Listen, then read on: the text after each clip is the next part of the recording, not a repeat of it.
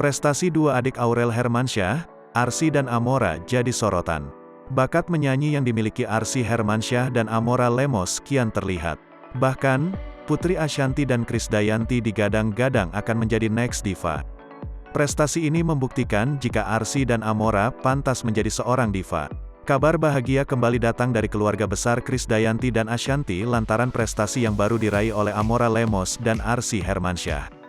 Kedua adik Aurel Hermansyah tersebut berhasil membuat bangga lantaran potensi yang dimiliki keduanya kini mulai dilirik dan diprediksi bisa menjadi next diva seperti sang ibu. Di usia 7 tahun ini, Arsy Hermansyah mendapatkan 8 medali dalam kategori Junior Award dari 8 lagu yang dinyanyikannya.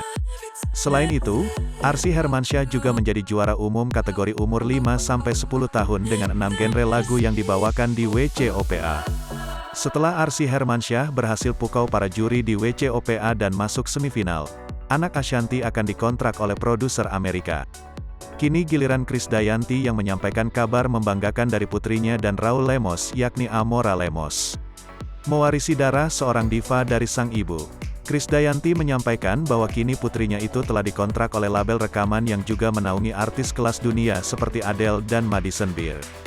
Bersama dengan Raul Lemos, Krisdayanti menemani putri mereka tersebut untuk meresmikan kontraknya dengan memberikan tanda tangan sebagai tanda dimulainya kerjasama.